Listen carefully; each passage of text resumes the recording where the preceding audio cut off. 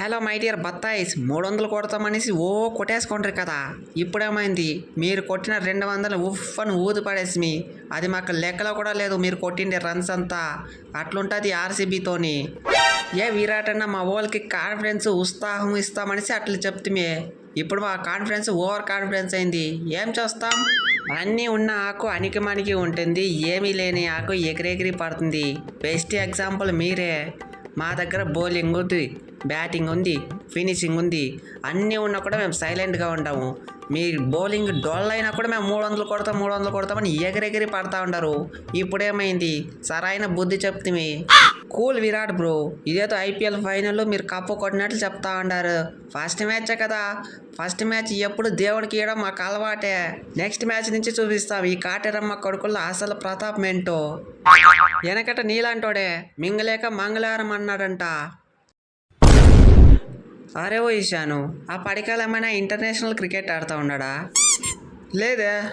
మరి T20లో ఏమైనా బీభత్సమైన పవర్ ఇట్టారా? కాదే. ఇంకా ఏమన్నా టాప్ నంబర్ 1 ప్లేయరా? లేదే, నార్మల్ ప్లేయరే. ఇంకా నార్మల్ ప్లేయర్ ఏంటి, 25 బాల్కి 60 రన్స్ కొట్టిండాడు.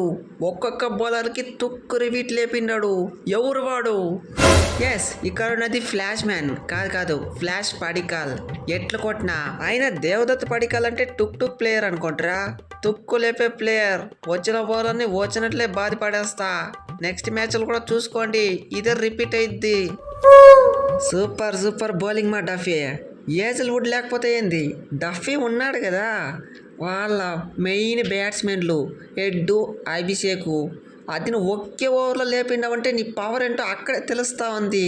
వాళ్ళిద్దరిదే కాకుండా బోనస్గా నితీష్ కూడా ఇచ్చేసి సూపర్. ఆర్సీబీకి డెబ్యూ మ్యాచ్, ఫస్ట్ మ్యాచ్లోనే 3 వికెట్లు. అదే కాకుండా మ్యాన్ ఆఫ్ ది మ్యాచ్ కూడా నాదే. దాంట్లో కూడా వికెట్లు ఎవరిది? ట్రావిస్ హెడ్ది, అభిషేక్ది, నితీష్ది. ఇంతకంటే మంచి డెబ్యూ ఏడన్నా చూసిండారా? ఇంకో 2 మ్యాచ్లు కనుక ఆడిపించుకున్నారంటే ఏజల్వుడ్ వద్దు, డఫీనా ముద్దు అన్నట్లు చేస్తా. అది డఫీ పవర్ అంటే. హలో, ఏంది ఇది? ఇదే నా కాటేరమ్మ కొడుకులకు ఉండాల్సిన లక్షణమో? ఆ ఓపెనర్స్ అయితే ఎడ్డు, అభిషేక్ కూడా పేరంటానికి పోయినట్లు పోతేనే వచ్చేసిరి. ఏదో ఫార్మాలిటీ కంప్లీట్ చేసుకున్నట్లు చేసుకుంటారు. తర్వాత నితీష్ గడు, వాడి గురించి ఎంత తక్కువ మాట్లాడితే అంతే మంచిది. అయినా పర్లేదు, ఎట్లో ఒకట్లా 200+ చూపినారు. ఈజీగా మ్యాచ్ గెలుస్తారనుకుంటే ఒక్కడంటే ఒక్కడు బౌలింగ్ బాగేయలేదు. ఏం బౌలింగ్ ఇది? పేనుగాడు అయితే మ్యాచ్ చేతిలో ఉన్నప్పుడు వికెట్లు తీయకుండా మ్యాచ్ చేజారిపోయినాక వికెట్లు తీస్తాడు.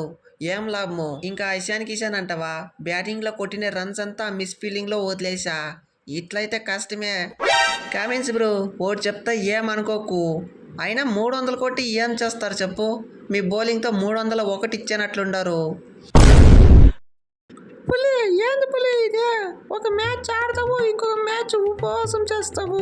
ఇట్లయితే కష్టమే పులి. ఏదో ఒకటి చేసి ఫామ్లోకి రావాలి పులి. నువ్వు ఆ T20 సిరీస్లో టఫ్ గాను కొత్త పగలు కొడుతుంది. అయినా ఇప్పుడు చూస్తే 1 ఓవర్లోనే అవుట్ అయిపోతుంది. ఏంది పులి ఇది? ఫస్ట్ మ్యాచ్ కదా కావ్య పాపా, అట్లా అయిపోతుంది. నువ్వైతే దాన్ని ఏం పట్టించుకోబాకు. నెక్స్ట్ మ్యాచ్ నుంచి చూసుకో, ఈ పులి ప్రతాపం చూపిస్తా. ఏం చేస్తావో ఏమో, రాంగ్ నువ్వైతే పులి నుంచి పిల్లికి కన్వర్ట్ అయిపోతా ఉండవు. ఏందో. అరే సాల్ట్, నువ్వు మనిషే లేకపోతే ఫ్లాష్ మేనా? 6 పోయే బాలంతా ఆపేసి క్యాచ్లు పట్టేసి ఏం చేయాలి మేము? నువ్వు కనుక క్యాచ్లు పట్టుకుపోయింటే ఈ మ్యాచ్ ఈజీగా గెలుస్తుండే. నీ నుంచి నేను పీకింది. అరే ఓ టెక్నిక్ తమ్ముడు, సాల్ట్ అంటే మినిమం ఉంటుంది. ఆ మాత్రం క్యాచ్లు పట్టుకుపోతే ఎట్లా? మరి సాల్ట్ ఎట్లయితాడు చెప్పు? అరే ఇషాను, ఇప్పుడన్నా అర్థమైందా? ఎప్పుడు 300 రికార్డు అని కాదు, మ్యాచ్ల పైన కూడా కాన్సన్ట్రేట్ చేయాలి, మ్యాచ్లు కూడా గెలవాలి. ఇప్పుడు బాగా బుద్ధి చెప్తాం కదా, నెక్స్ట్ మ్యాచ్ నుంచి అన్న మ్యాచ్లు గెలిచేదానిపైన చూడండా. సారీ విరాట్ అన్న, మాదే తప్పు. మీరైతే బాగా బుద్ధి చెప్పితురి. ఎప్పుడు 300 అనుకొని మ్యాచ్లు గెలిచేది మర్చిపోయిండాము అంటాడు అనుకున్నారా? నెక్స్ట్ మ్యాచ్ కూడా 300 లోడింగ్.